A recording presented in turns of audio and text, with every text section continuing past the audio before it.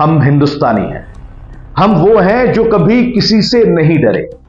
हम वो हैं जो पाकिस्तान को उसके घर में घुसकर मार के आए। हम वो हैं जो चीन को आंखें दिखाकर डरा देते हैं। हम वो हैं जिसकी दहाड़ शहरों से लेकर सरहदों तक जाती है। लेकिन हम ऐसे भी हैं कि अपने ही देश में रहने वाले, देश की कानून व्यवस्था को तार तार करने वाले गुंडे बदमाशों पर अंकुश नहीं लगा पाते। हम ऐसे भी हैं कि कई कई कत्ल होने के बावजूद भी हमारे हाथ खाली रह जाते हैं। हम कभी कभी सही होकर भी गलत हो जाते हैं। नमस्कार, मेरा नाम अफी हिंदुस्तानी है और आप देख रहे हैं इनसाइड स्टोरी। इनसाइड स्टोरी में आज मैं आपको बाबा सिद्दीकी के कत्ल से लेकर बिश्नोई के जेल के खेल और पप्पू यादव की धमकी से लेकर सियासत के फिरते जालों के बारे में बताऊंगा। पप्पू यादव ने क्या कुछ कहा यह आपको समझाऊंगा।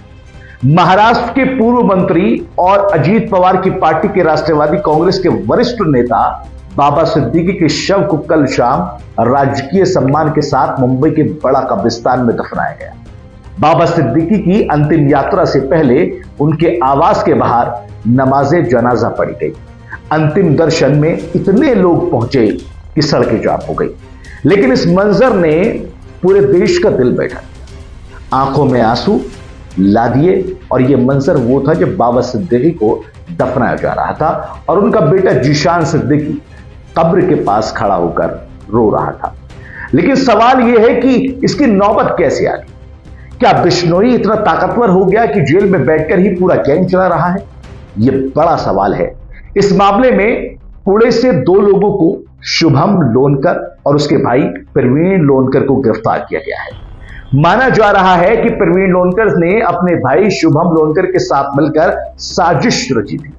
प्रवीण लोनकर ने ही धर्मराज कश्यप और शिव कुमार गौतम को इस साजिश में शामिल होने के लिए बुलाया था। धर्मराज कश्यप और गुरमैल सिंह पुलिस हिरासत में है। तीसरा लड़का शिव कुमार फरार है और चौथा लड़का मोहम्मद जीशान अख्तर के बारे में कहा जा रहा है कि वो इन तीनों को गाइड कर रहा था, इनकी मदद कर रहा था। सोशल मीडिया पर एक पोस्ट वायरल होती है जिसमें बाबा सिद्दीकी की मौत की जिम्मेदारी ली जाती है और साथ ही साथ सलमान खान को सीधे तौर पर दुश्मनी करने और उसका खामियाजा भुगतने की बात कही जाती है। क्या लिखा था सोशल मीडिया पोस्ट में? ओम जय श्री राम, जय भारत। जीवन का मूल समझता हूं, जिस्म और धन को धूल समझता हूं।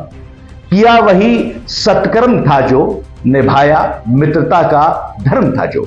सलमान खान, हम ये जंग नहीं चाहते थे, लेकिन तुमने हमारे भाई का नुकसान करवाया।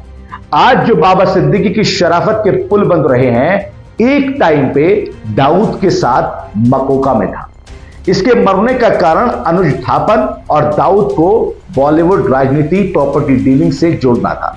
हमारी किसी से कोई दुश्मनी नहीं है, पर जो भी सलमान खान और दाऊद गैंग की मदद करेगा, अपना हिसाब किताब लगाकर रखना। किसी को कोई मरवाएगा तो प्रतिक्रिया हम जरूर देंगे। हम पहले वार नहीं करते, हम बाद में वार करते हैं। एक तरफ ये सोशल मीडिया पर पोस्ट वायरल हुआ और दूसरी तरफ पुलिस तफ्तीश में जुट गई। एक नाम सलमान खान का आया, दूसरा नाम बाबा सिद्दीकी का आया और तीसरा नाम सियासत इसमें कूद गई। सियासत कैसे कूदी ये इनसाइड स्टोरी में जरूर बताऊंगा, लेकिन जरा सलमान खान के बारे में पहले थोड़ा सुन लीजिए। सलमान खान को इस वक्त अपनी जान का खतरा बनाया है। सलमान खान इस वक्त पुलिस को चुनौती देते हुए सलमान खान के सामने बिश्नोई गैंग के लोग नजर आ रहे हैं। सलमान खान की हिफाजत ये पुलिस वाले कैसे करेंगे?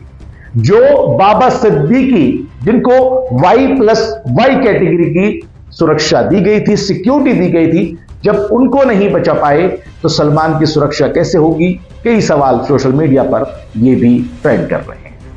अब सलमान खान और बाबा सिद्दीकी का बॉलीवुड कनेक्शन हमेशा चर्चा में रहता था। सलमान खान, शाहरुख खान, संजय दत्त जैसे हिंदी सिनेमा के मशहूर अभिनेता बाबा सिद्दीकी के करीबी थे। राजनीतिक क्षेत्र में इतने महत्वपूर्ण पद पर बैठे नेता की हत्या से मुंबई और पूरे महाराष्ट्र में कानून व्यवस्था पर बड़ा सवाल खड़ा हो गया है। यह सवाल सिर्फ बाबा सिद्दीकी की हत्या से ही सामने नहीं आया, बल्कि पिछले 8-10 महीनों में अपराधों की घटनाओं को देखते हुए विपक्ष कानून व्यवस्था पर सवाल उठा रहा है। बाबा सिद्दीकी की हत्या के बाद महाराष्ट्र के विपक्षी दलों ने भी तीखे सवाल उठाए हैं और सत्ताधारी पार्टी की आलोचना की है। सलमान खान पर इससे पहले हमला हो चुका है, सलमान खान के घर की सुरक्षा बढ़ा दी गई है। साथ ही सुनने में आ रहा है कि सलमान खान ने बिग बॉस की शूटिंग भी अब रोक। इधर तो सलमान खान को खतरा है, उधर अब सियासत भी खूब हो रही है। लॉरेंस बिश्नोई गैंग को लेकर पूर्णिया सांसद पप्पू यादव लॉरेंस बिश्नोई गैंग को खुली चुनौती दी और कहते हैं एक पोस्ट के माध्यम से साफ तौर पर कहते हैं कि यह देश हिजड़ों का देश है। अपराधी जेल में बैठे चुनौती लोगों को मार रहा है। सब मूक दर्शक बने हैं, कभी मूसेवाला, कभी करनी सेना के मुखिया, अब एक उद्योगपति राजनेता को मरवा डाला। कानून अनुमति दे तो 24 घंटे के अंदर लॉरेंस बिश्नोई जैसे 2% के अपराधी के पूरे नेटवर्क को खत्म कर दिया। यह बयान पप्पू यादव का आया, एक्स के माध्यम से उन्होंने यह बात अपने लिखी और इस बात के लिखने के बाद में सियासत फिर से तेज हुई। इस बयान के फौरन बाद बीजेपी नेता और पार्टी के ओबीसी मोर्चा के राष्ट्रीय महासचिव निखिल आनंद ने पप्पू यादव के एक्स पोस्ट को कोट करते हुए हमला बोला। उन्होंने लिखा, यह कोई सांसद की शरीफ भाषा है क्या? ऐसा लगता है कि कोई सड़क छाप लफुआ ट्वीट कर रहा है। कभी पप्पू यादव का अकाउंट किसी ने हैक नहीं तो कर लिया? उन्होंने यह सवाल उठाया। निखिल आनंद ने आगे लिखा कि लॉरेंस बिश्नोई जो आज चर्चा में आया है, लेकिन दाऊद इब्राहिम का आतंक तो भारत में 90 के दशक। पप्पू यादव ने कभी दाऊद इब्राहिम और उसके गैंग को पूरी तरह खत्म करने का दावा पिछले 30-35 सालों में क्यों नहीं किया? लॉरेंस और उसके गैंग को खत्म करने का दम भरने से पहले पब्लिकली घोषणा करो कि दाऊद इब्राहिम गैंग को पूरी तरह से नस्तो नाबूद कर दोगे। लॉरेंस बिश्नोई पर बयान देकर राजनीति चमका रहे हैं पप्पू यादव, और दाऊद इब्राहिम पे बयान देने में आपकी राजनीति की क्या भद्द पड़ जाएगी। यह बयान बीजेपी नेता का है। अब ये हमारे नेता हैं जिनको हम चुनकर भेजते हैं। दोनों ही नेताओं की बात यहां पर हो रही है। सवाल यह है कि एक तरफ तो पप्पू यादव कहते हैं कि कानून इजाजत दे दे। अब कानून इजाजत क्यों देगा? जो कानून के दायरे में काम करने को कहता है, संविधान से छेड़छाड़ न करने के लिए कहता है, वो इजाजत आपको कैसे दे देगा? समझ में आता है कि हो सकता है कि पॉलिटिकल इसमें कोई उनका एक तरह से प्रॉफिट नजर आता हो, लेकिन अब इसके जवाब देने की जरूरत क्या है? बीजेपी नेता ने पप्पू यादव का जवाब तो दिया, लेकिन हमारे नेता आपस में ही लड़ कर मुद्दों के समाधानों को कहीं भूल गए और यही नौबत आज जा गई है। आज बाबा सिद्दीकी, करनी सेना, उससे पहले कोई और, लॉरेंस बिश्नोई जैसे लोग जेल में बैठकर ताकतवर बनते जा रहे हैं और नेता आपस में लड़ के देश के कानून व्यवस्था को कमजोर करते नजर आ रहे हैं। अगर ये विपक्ष और पक्ष दोनों साथ मिलकर इसके समाधान निकालें तो ऐसे कोई मुश्किलात नहीं जिसका समाधान नहीं निकल सकता। लेकिन बाबा सिद्दीकी हो, सलमान खान हो, लॉरेंस बिश्नोई हो या कोई और हो, सियासत अगर उसमें नहीं आए तो फिर इनकी रोटी हजम नहीं। हिंदुस्तान अगर आज पीछे है तो सियासत की वजह से पीछे है।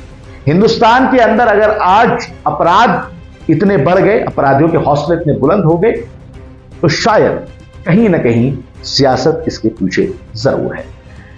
बाबा सिद्दीकी का कत्ल, पप्पू यादव का चैलेंज, सलमान खान की जान को खतरा, इन तमाम बातों में एक चीज कॉमन निकल कर आती है, सियासत जरूर हो।